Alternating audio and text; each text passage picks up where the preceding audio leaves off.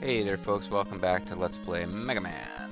Fighting robot, Megaman. Megaman was featured on some awful cartoons. He was in Captain and the Game Master, in which he just kept saying the word Mega. It was like inserted into all his dialogue somewhere. He would constantly say Mega, and he had kind of a weird croaky voice. And I didn't understand that. Bobo and I were like, we loved Megaman when we were kids.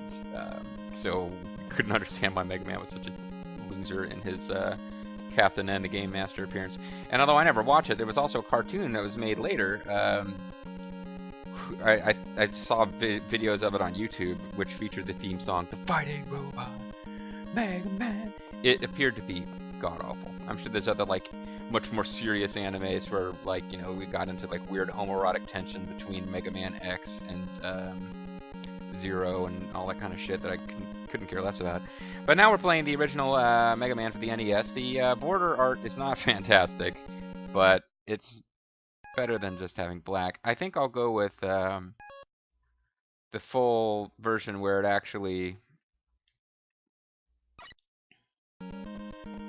fills your...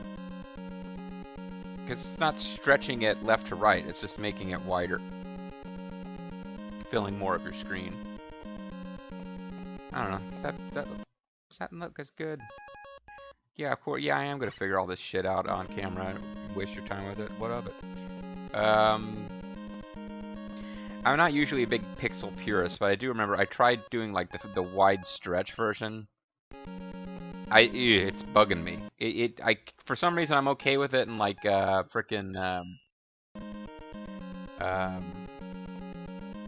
Super Shell Monster Story. It's just bugging me here. So, what is the start button? I guess that's the start button. So, Bomb Man points, clears 80,000 something other points. I need to check something out real quick, though. Our button configuration, we got jump, we got fire, that's pretty much what you need. We've got Mega Man 1 pause select. That's going to be important if we choose to use the elect beam cheat against some of the bosses later. I figured I would take a shot at doing it fair and square and then fall back on that if I have to. Options button is start. So there's your basically your 4 buttons on a NES controller right there. The game has built-in auto fire, which I don't think I'm going to use. We'll go ahead and save. And we have the ability to load. Oh fuck! I didn't mean to do that. Let's reset the game then. Okay. I did have save data that took, and as you can see, I'd beaten most of the stages at that point. So no intro, no camera sweeps up a skyscraper and talks about the year 20X. Mega Man pretty much just gets straight to it because they figure, hey, you've only got this game for you know, 2 to 3 days because you rented it, right? And you have to beat it in one sitting. So let's get going. Take on Bomb Man. And just the enemies in this game felt to us as kids like they had so much personality. Bomb Man just tossing that bomb up in the air and catching it, that just really made him come to life as an enemy. There's your auto fire.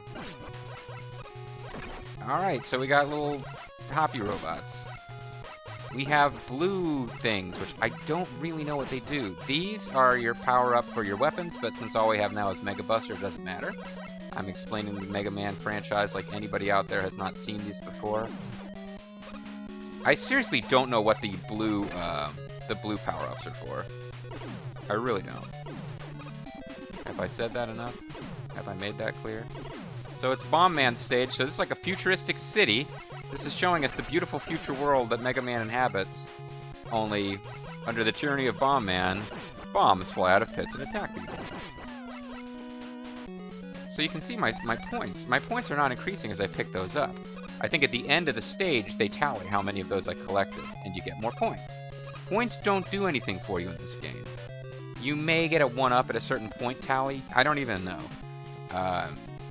But Mega Man, it's like, it was always a console game. I don't think there was ever in the original scheme of things, a Mega Man in the arcade.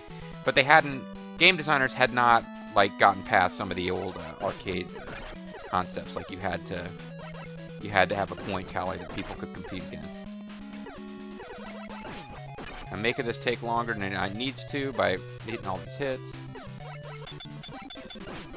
But as you can see, a big part of the Mega Man games is if you get shot, Mega Man lets go of the ladder, press up, and keep climbing that ladder. Because otherwise you'll fall off the screen. You do not die, you do not have instant death for falling off the screen in these stages with vertical scroll. If you are climbing upwards, you will fall back to the screen you were just on. Falling on the spikes will kill you, and there are stages where it's just death pits. Those pits that the bombs were shooting out of in the previous screen, they would have killed me. So yeah, presumably I am at some kind of like future city. Here's Sniper Joe. He will continue to be a pain in the ass throughout the series. In all Mega Man games, but particularly this one, you don't want to back too far off to the left while fighting Sniper Joe, or a new one might spawn. You might defeat Sniper Joe and have a new one jump out. You might end up fighting 2 Sniper Joes at once. You just kind of sometimes just want to tank damage and keep moving to the right.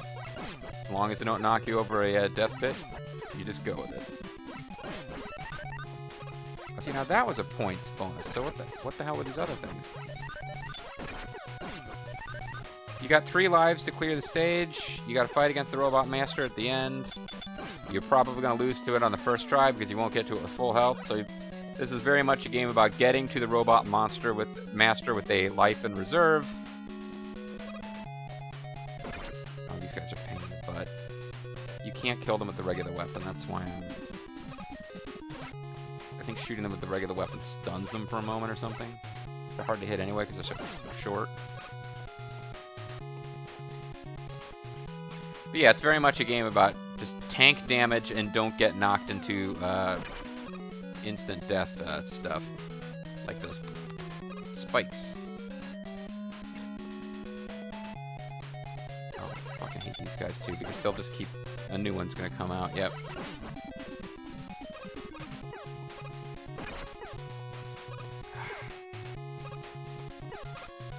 So just get to the point where taking a hit will knock you further to the right instead of killing you, and keep going.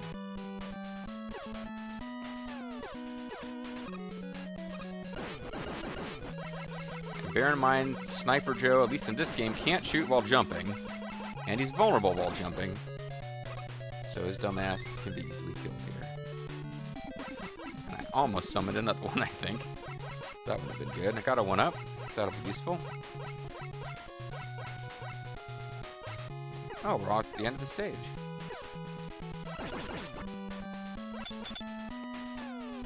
There's the eternal noise of enemies not taking damage. This is another one of those things. But like for Bobo and I, shorthand for your attack is not having any effect is to just go. We'll know exactly what that means if you make that noise. Is there a reason to fall slowly here? Not really. These guys... Oh, this is a Mega Man 1 thing that most of the Mega Man games after this don't have. You go through those gates and then and you still have enemies to fight, because that's your save point. So now I'm gonna get to Bomb Man with like no frickin' health.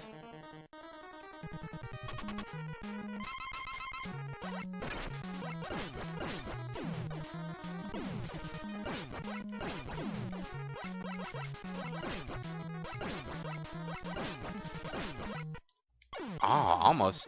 Well, I had more than halfway killed anyway. Yeah, Bomb Man's one of those enemies who you can kind of control with your actions a little bit. You don't want to be jumping against him. I mean, not up against him, but you don't want to be jumping around a lot.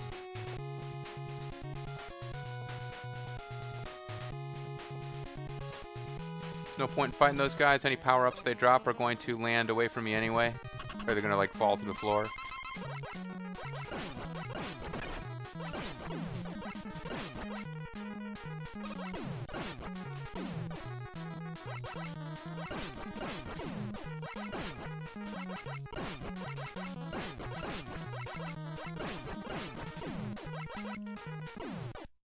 There you go, and we got his governor's medallion, or whatever the fuck you want to call it.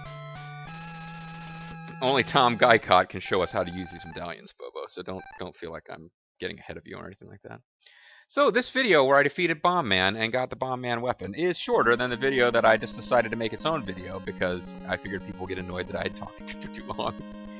That being said, let's call it here. There are going to be other stages that are going to be more difficult to clear. But I remember Bomb Man stage as not being too bad.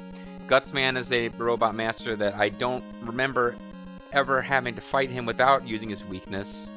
Although he's a pain in the butt even with his weakness. But he's very much a robot master where I remember his stage being a big pain in the butt.